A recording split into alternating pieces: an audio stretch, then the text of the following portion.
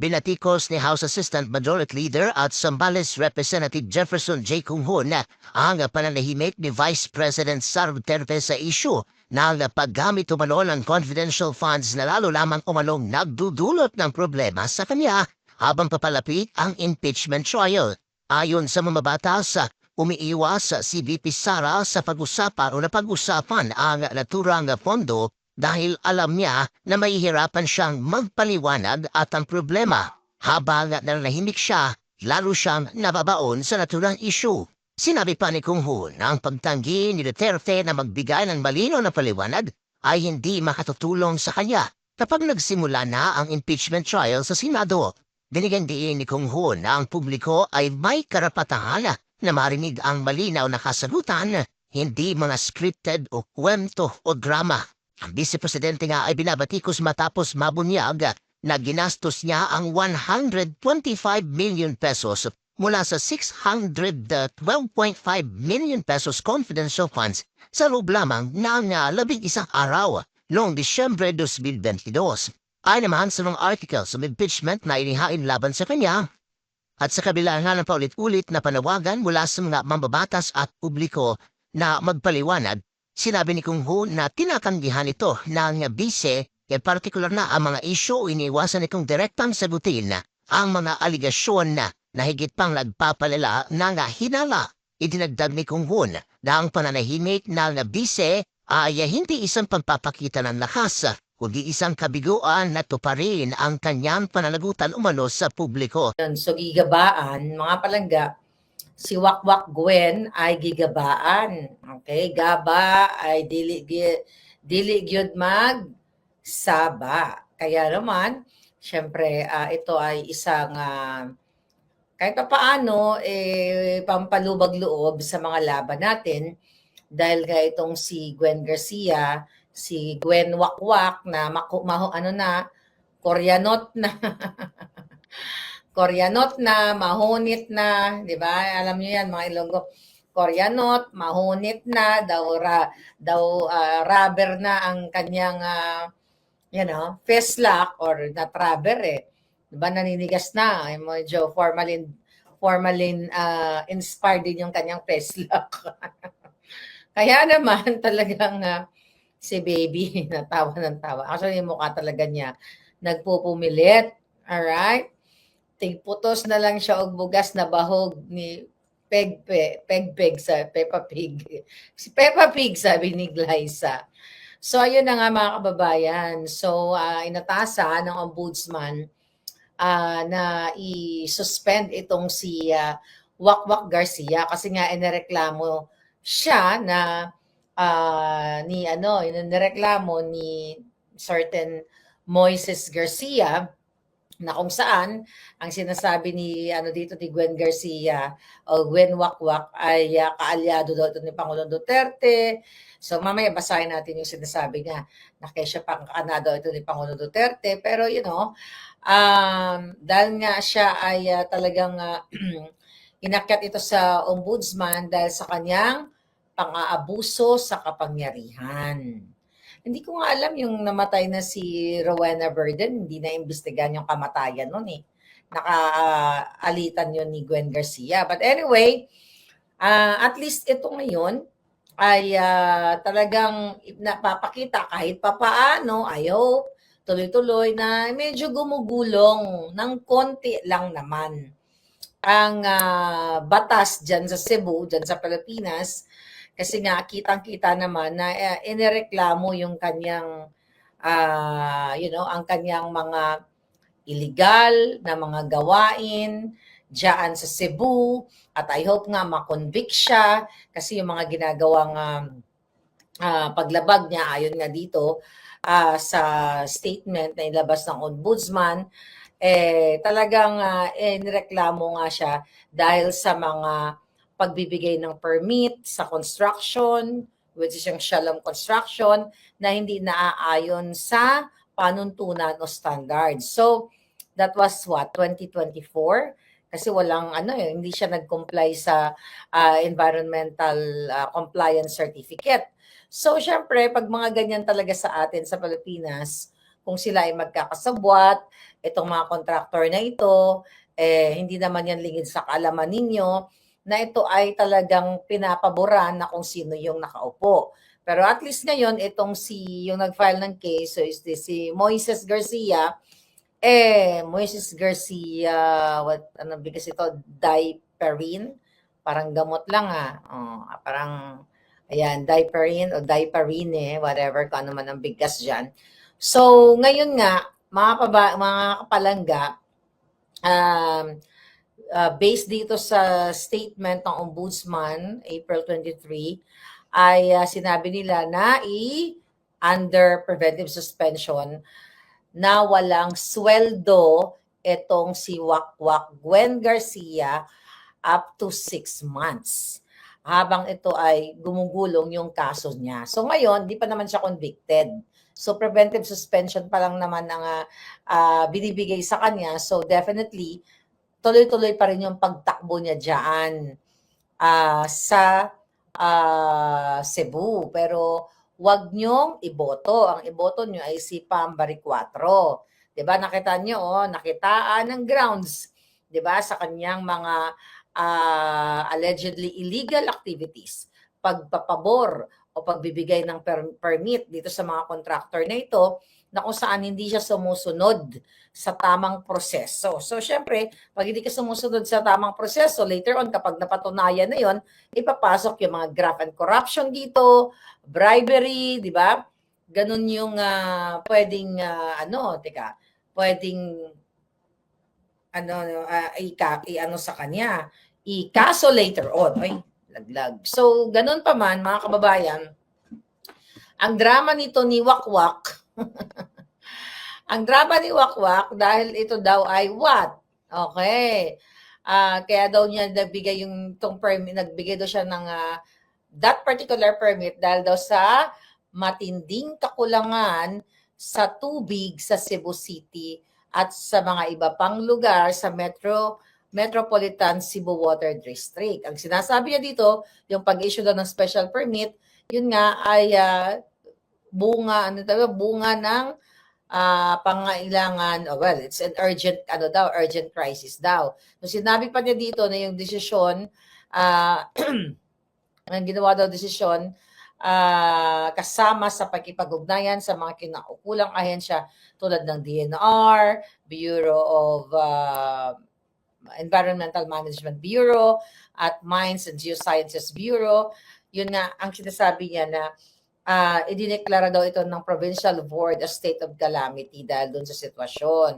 Ang sabi niya, wala daw siyang personal interest o masamang hangarin, tangyang gusto lang naman niya ay kuminis agad para daw sa kapakanan ng mga Cebuano. Julul, magpapaniwala ba kayo? Nasa ayon dito sa report, kinwestiyon din daw ni Wakwak, ang proseso ng pagreklamo at sinasabing hindi daw siya naabisuhan dito. Sabi niya, hindi daw siya nabigyan ng notice tungkol sa reklamo, kaya hindi daw siya nagkaroon ng pagkakataong sumagot sa walang basihang accusation sa kanya. Sa kabila ng kanyang, superpower na ini-enjoy dyan sa Cebu. So, hindi pa siya naabisuhan. So, I hope magsalita din yung nag-file sa kanya ng reklamo sa ombudsman. At sinasabi niya ito daw ay political, motivated. Motivated, kakampi niya ang mga bangag. Di ba? Diyan sa Cebu, sana nga manaig yung hustisya. At least dito nga sabi ko, gigabaan na siya kahit papaano. Kahit, makaka-apekto din sa kanya. Kasi yung masuspend siya ngayon, di ba? Effective immediately up to 6 months, di ba? But yun nga sa nagko-comment, nagtatanong, still, pwede pa rin naman siya tumakbo, pero boboto niyo ba? Siyempre hindi. Ba't yun naman iboboto?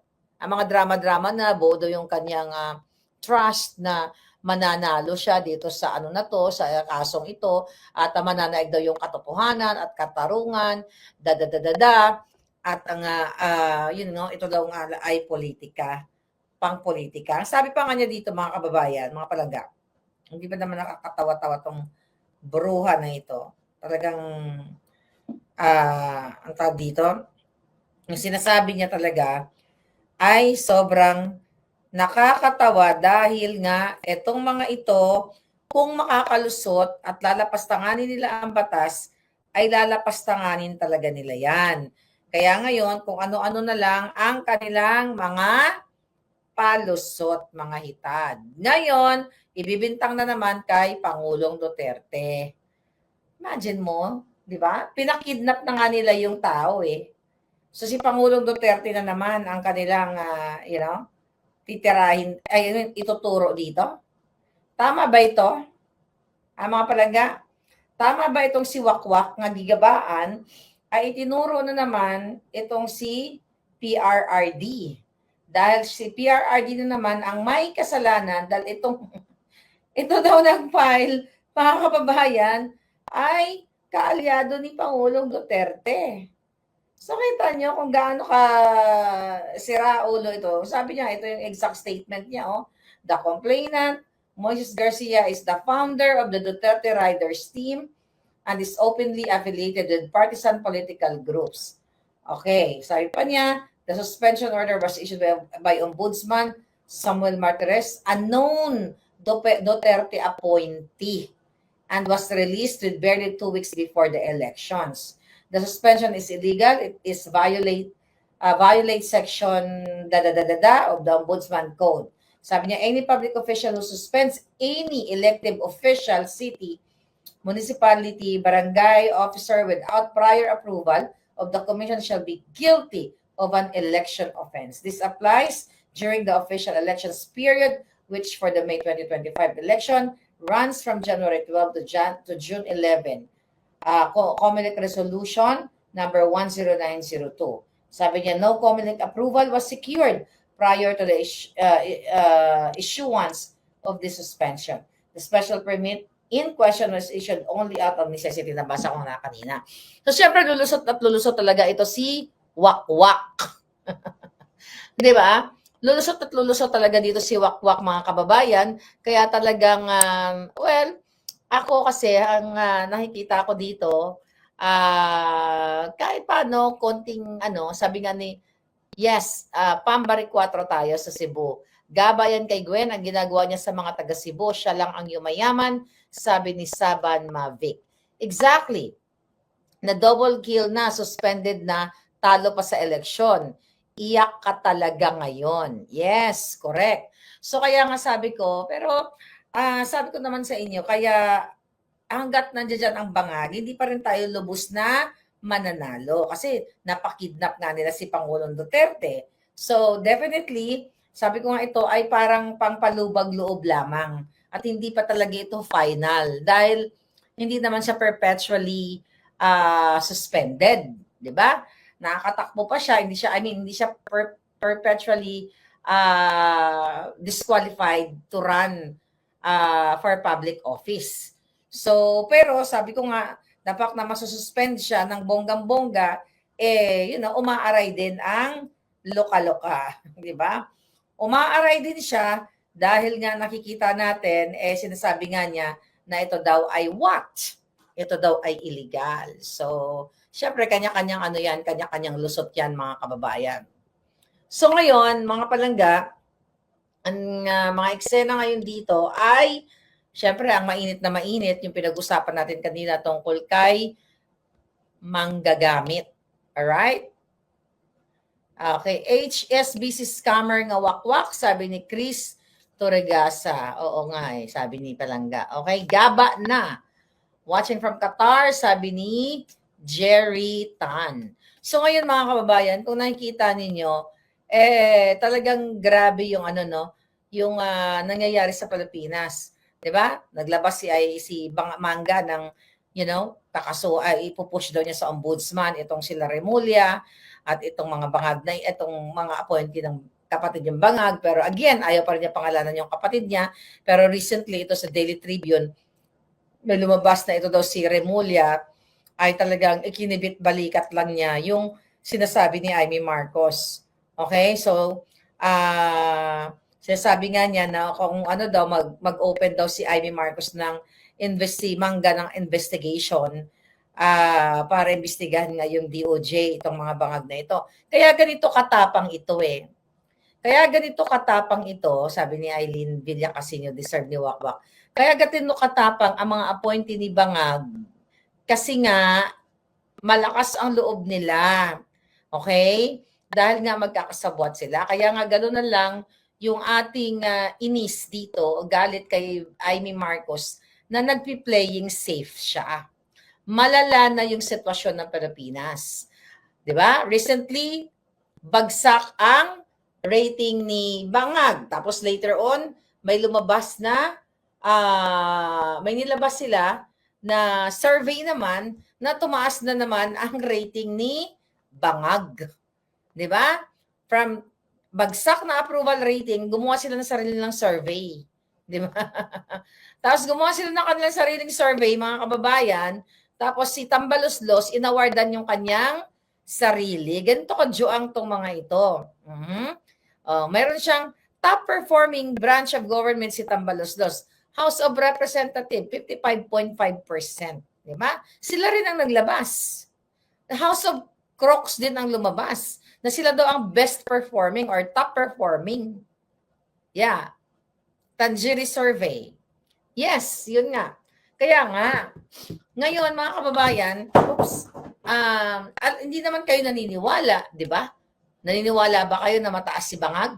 Hindi nga siya pinapansin ng tao. Maniniwala ba kayo na ang nangyayari ngayon ay ang tataas ng krimen? Tapos, after inilabas yung trust rating at approval rating ni Bangag, tapos later on may panibagong survey sila na mataas naman daw yung trust rating ni Bangag. Mga kababayan, ang pinaka-importante dito, yung mga nangyayaring krimen sa araw-araw. Diba? Noong April 27, ito, tignan mo, ayoko na nga lang basahin itong mga balita ito no? Lahat na lang, mga kababayan, ang balita ay mga karumal-dumal. Maliban sa mga Pilipino, 55 million Filipinos na nagugutom, ang mga nakikita natin sa balita ay puro gurguran. 'Di ba? Puro gurguran, mga kababayan. Wala nang ginawa kundi pagtakpan. Barangay Kagawad, kritikal sa riding in tandem. Ano pa itong mga balitang ito? Debot, tiklo sa panloloko sa American National sa Cebu o Amerikano. Ayan. Yan yung mga headline na binabasa ko lang. Okay? Ano ba itong balita na ito? Congressman, nagkatulo sa kinakasamang starlet. Tsaka na lang yan. Hindi natin alam yan kung sino. Ayan. Sinisend lang to sa atin. Ito yung mga klase ng mga balita na nakakasuklam. Puro gurgura ng gurgura. Party list nominee na gurgur dahil sa ambush. Diba? Alright. Tama ito nga sabi dito. Diba? Ang sabi dito sa balita na inilabas nila ngayon, okay? Ang sabi niya, na-inspire daw siya. Okay? Sa kanyang nakuhang trust rating. Ayan, ano to? Ang sabi dito, base sa inilabas ng Okta nitong April 29, ito ba yun? Ito yung bumaba siya. Bumaba sa 60% ang Pilipinong nagtitiwala kay Bangag mula sa 65 na natanggap niya noong Nobyembre 2024, maging ang performance rating ng Bangag ay bumaba rin. Ayan, binasa na natin to, di ba? Pero yung sa Tanjiri nga, yung sinabi mo dyan kanina palangga ay tumaas. Pero alam nyo, wala naman na kwenta itong survey na ito. Okay? Na pinapalabas na gusto siya ng tao. Kasi kitang-kita nyo naman kung gaano na nga katalamak ang problema sa ating bayan. Gaano katalamak ang panggigipit. Paulit-ulit na lang yung balita. Diba? Puro panggigipit sa akin, sa inyo, kay Pangulong Duterte, yung kagutuman, yung bigas, mataas na presyo ng bilihin, mataas ang kuryente, krimen, polboron, lahat. Dito naman lang umiikot ang mundo ang mundo natin lahat, wherever you are. Yung mga magsasaka na apektado dito sa pagsasmuggle nila. Di ba? ginamit ang pondo ng bayan para bumili ng bigas na worth 33 or 37, ibibenta nila ng 20, pero bukbukin, hindi makain ng tao. Pero ang press release nila, tikim-tikim sila kunwari ng bigas, pero hindi nila pinakita kung paano nila, kung gaanong klase ang bigas na sinaing nila and everything. Di ba? So, mga kababayan, aray ko, mga palangga, kaya nga, sabi ko nga, bogok talaga ang pamamalakad ng gobyernong Bangag. So sabi ni Janet Espinida, parang takot si Vicky kay Bangag. Wala naman yan, mga kababayan. Wala naman talagang backbone, wala naman talagang balls itong si Bangag. Kaya nga tayo gigil na gigil dito kay Amy Marcos sa kanyang mga kadramahan, sa kanyang mga kasinungalingan, mga padrama, paek-ek, yung mga lulong-lulong na yan, which is napag-usapan natin kanina. Pero kung titignan mo, kahit tignan mo yung mga balita, okay? Wala nang ibang binabalita kundi mga Duterte, yung patungkol nga, ang ginagawa naman itong mga kaalyado ni Bangag, itong si Konghon, okay, yung Jay Konghon, may sinasabi sila, yan mga huhunghang dyan sa Kongreso, di ba, nagsasabi si Inday, Inday Sara, yung patungkol doon sa bigas na pagkain ng baboy, yung mga binoljak niya doon sa Maynila, si Chihuahua, etong si Abante. So parang sinasabi nila na harapin na lang daw ni Inday Sara yung kaso niya o yung reklamo sa kanya patungkol na dito sa mga confidential funds. Hindi pa sila nagsasawa sa 125 million na confidential funds na binabato nila kay Inday Sara, pero yung bilyon-bilyon, okay, na unprogrammed funds, na buy scam, okay, na gusto nilang pagtakpan sa kanilang mga West Philippine issue dispute between China at dito sa imbestigahan nilang firm patungkol dito nga daw sa troll farm o troll firm ng China. Pero tahimik ang mga buwaka ng ina sa troll farm ni Bangag at ni Lisa Tanas na harap-harapan, sinasampal sila everyday na ang nagko-comment kay Bangag ay trolls na binabayaran ninyo, binabayaran ng pera ng bayan. At yun nga mga kababayan, anong masasabi niyo sa balitang ito? Maaring ihayag ang inyong opinyon at kuro-kuro sa comment section sa ibaba. Huwag din kalimutang mag-like, mag-subscribe at mag-share sa bidyong ito. Maraming salamat sa panonood.